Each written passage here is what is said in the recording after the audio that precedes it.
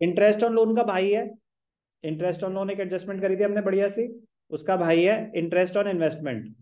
Exact same logic, but फर्क क्या, interest on loan expense होता है, इंटरेस्ट ऑन इन्वेस्टमेंट इनकम होता है।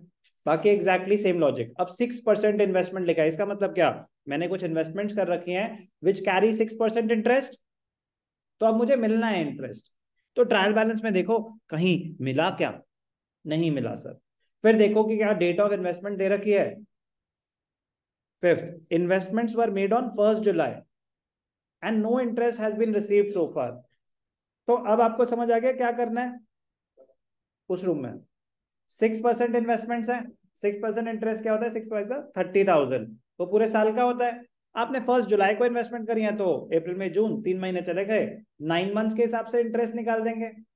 तो 9 मंथ्स का आपका क्या है, 6 5 30, 30 मतलब 22,500 इंटरेस्ट आ गया। ध्यान से सुनेंगे, इंटरेस्ट कैलकुलेशन समझ आ गई। 5 लाख का 6% फॉर 9 मंथ्स, मेन है कि दिखाएं क्या, इनकम है, पीएनएल अकाउंट में क्रेडिट साइड पे आ जाएगा बाय इंटरेस्ट ऑन इन्वेस्टमेंट 22,500, और अभी मिली नहीं है तो एसेट क्रिएट होगा अलग से। जैसे इन्वेस्टमेंट्स अलग से एसेट साइड पे आएगा, अक्रूड इंटरेस्ट ऑन इन्वेस्टमेंट्स अलग से आएगा।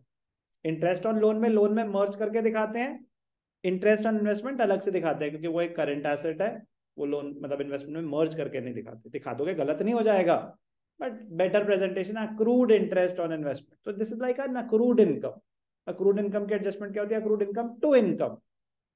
तो पीएनएल अकाउंट में क्रेडिट साइड पे आ जाएगा इंटरेस्ट, और बैलेंस शीट में एसेट साइड पे आ जाएगा। क्लियर है आपका डाउट, इस क्वेश्चन में कोई और डाउट है?